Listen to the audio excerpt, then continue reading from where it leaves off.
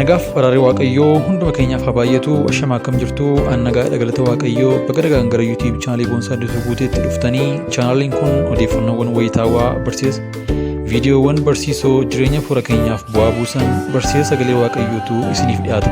Subscribe gochuun maatii keenyatti dabalamaa isiniin jenna. Biyya Ameerikaatti tajaajilaa beekamaadha. Zayita dibataa qabatee naaf kadhate. Yeroo masana akka waanan dhiira waliin miira keessa jiruutti natti dhaga'ame. Afuurri isaas natti galee jette. Isa waliinis waan hin taane gochuun jalqabe. Isa waliinis waan hin taane gochuun jalqabee naan jette. Isa booda naaf bilbilaa dhaqeen isa waliin waan osoon hin jaalatini waan ni barbaadeen godha. Baay'ee tajaajilaa beekamaadha. Viidiyootiin bilbilee wayyaa kee ofirraa baasii naan jedha. Jireenya jibbisiisaa keessa seenee waan hin jiruu fi waan kanarraa hiikamuun barbaada jettee natti himte dubartittiin. Waaqayyo namoota baay'ee dhibee kaasee har'a kunoo namoota meeqatu afuura halalummaa fi gaalamootummaatiin dhaloota kana mancaasaa jira. Afuurri ejjaa halalummaa fi gadhiisitti jiraachuun namoota baay'eetti daddarbeera. Warri sababa isaaniin amantiitti dadhabdan baakii godheen jira jettanii yaaddanii dhiisaa isaaniin hin ilaalinaa. Isin paastoroonni, isin raajonni, isin tajaajiltoonni, isin faarfattoonni hin dhiistan taanaan waaqayyo isinitti dhufa. Isin salphisa. Warra dhiyaa kana waliin afuura gee fi leesbiyaanii walii walitti dhufeenya kan qabdan waaqayyo deebi'aa isiniin jedha. Hin deebitan taanaan garuu waaqayyo addabaabayitti isin salphisa. Ati hamma kana guutuu daldalaa qullubbiyyoo taate siif wayya. Odeeffannoowwan hedduun harka keenya galeera.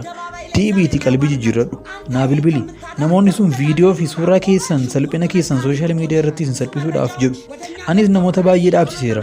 Afuurri kun iyyee si keessaa bu'uu qaba. Haadha manaa waaqayyo sii kenne waliin hin ciistuu maal? Kanaan ala waaqayyo qaama keessan hojiin ala akka godhu natti dubbateera. Chaanalii irratti warri tajaajiltan, qulqulloota warri goyoomsitan, tajaajilli keessan isin waaqayyo irraati osoo hin taane seexanarraati. Bakki keessan gaafa ilaalan tajaajiltoota fakkaattu. Waldaa qabdu, chaanalii qabdu, gurmuuwwan qabdu, namoota keessaniin warri nama arrabsiistan isinuma tajaajiltoota ta'uu keessan bira geenyeerra. Ejjaa maaliif tajaajiltu? Jireenya ejjaa fi gaalamootummaa keessaa ba'i. Kun salphinadha. Qulqulluu isa ta'e Yesuusiin uffadhu. Raajiidha ofiin jedhee nama dhufee harkasaa adda keerra kaa'uu fi hin eeyyamin. Afuura ejjaadha kan sitti galu of eegi. Ati dhaloota hamaa nana afuura ejjaan kan dhaloota mancaasaa jirtu. Siin miti kanan sodaadhu waaqayyoonidha. Deebiitii qalbii kee jijjiirradhu. ልበሽ የመጣውን ነብዩ ጭንቅላት ላይ አታስጭን። ዝሙት ነው የሚገባ። እንደዚህ የምትሰራ አንተ ጠማማ ትውልድ ነብይ ነኝ የምትል ሰማይና ምድር ቢናወጥ ምሰማ ሴት አይደለም። ሰማይና ምድር የሚያናውጥ ጸጋን ውስጥ ያስቀምጥ። እኔ ማንንም አልፈራም። ብዙ ሰዎች መረጃ ይዘው መጥተዋል። እንድትዋረድ አልፈልግም። ወደ እኔ ደውሉ። Raajii jedhamee muudamee miseensa warra soodoomotaa yookaan homosekshuwaalii kan ta'e jira. Faarfataa jedhamee miseensa warra homosekshuwaalii yookaan soodoomotaatu jira. As biyyuma keenya keessatti wanti kun kan jiru. Waaqayyo namoota kana fuula isaanii waliin natti agarsiisee jira. Anamma dhumarra ga'eera maaliif waaqayyo gara laafnaan laafeera yeroo waaqayyo garaa jabaatuttis garaa jabaachaan jira waan ta'eef. Nama sana suuraatiinidha kan isinitti argisiisu yeroo itti aanutti. Isin deemtanii warri isin kadhachiifatan warri isin waliin shubbistan garuu miseensa warra soodoomotaati. Warri isin waliin utaaltan warri isin waldaatti deemtanii harka isaanii adda keessanii irra keessanii ofiif kadhachiifattan afuura ejjaa fi sodoomummaa isinitti dabarsaa jiru. Bara kana namoonni bara 2014 waaqayyo hin ce'anii naan jedheera. Waaqayyo arrabsoo dhiisaati nuti obboloota keessa waan taaneef deebi'aa qalbii jijjiirradha.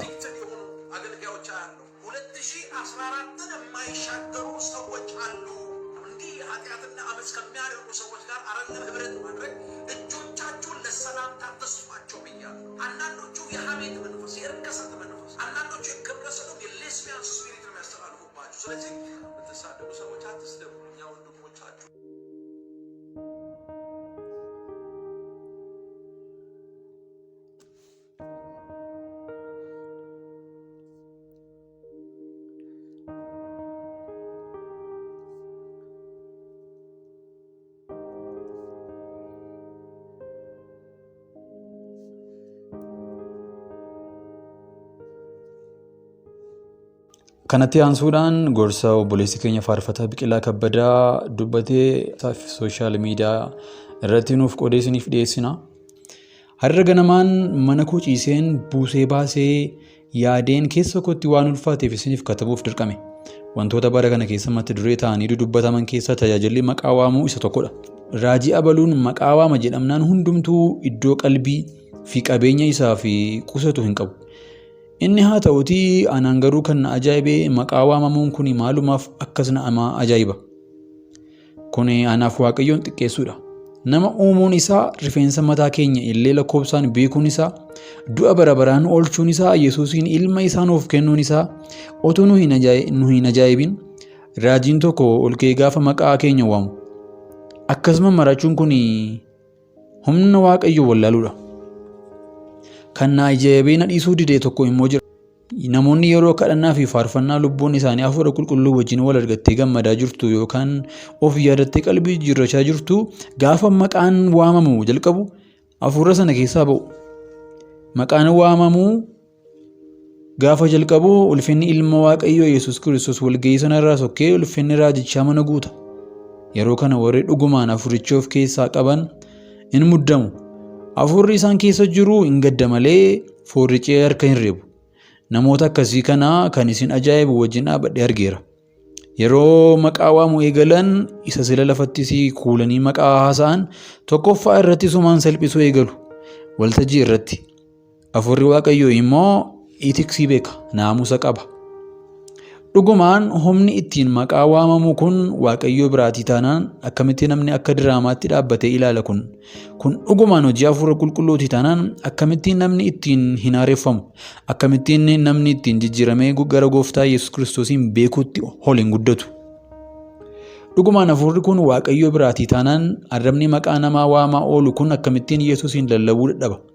Dhugumaan hafuurichi hafuura qulqulluu hafuura Waaqayyootiin taanaan humni maqaa waamuu kun ija keenya duratti maaliif naafa diriirsuu gooboo qajeelchuu dadhabe? Moojiire. Baay'een isaanii yookaan harki 99 jilbeenfatanii illee hin kadhatan. Kan isaan of harkaa qaban moobaayilii 2 fi suufii isaanii qofa. Guutamsa sagalee, humna kadhannaa, naamusaa yookaan namummaa yookaan huumaaniitii, kabaja namaa wantoonni jedhaman isaanii fi alarjikii isaaniiti. Egaa hafuurri Waaqayyoo addaggii nama taasisaaree? Moojiire. Egaa warri kan Waaqayyoos jiru waltajjii hin qabani. Namoota isaanii waamu beekamtii hin qabani malee. Egaa kottaa sammuutti deebinaa of lallabuu taanaan iddoon itti of lallaban baay'eedha. Walitti qabamni qulqullootaa iddoo itti Kiristoos lallabamu malee iddoo itti qodaa xabannuu fi of agarsiifnu miti. Hundi keenya ofaa sakattaanu, ofaa ilaallu. Dhugaan hama'uu Biqilaa Kabbadee 2022. Yoo yaashamaa akkam jirtu hordoftoota keenya kabajamoo chaanalii kanaaf haaraa yoo taatan subscribe gochuu hin dagatinaa. Viidiyoowwan isin akka qaqqabaniif mallattoo bilbilaa kanaa banaa gochuu hin dagatinaa. Ifa keessan jiraadha, ifa jireenyi koo.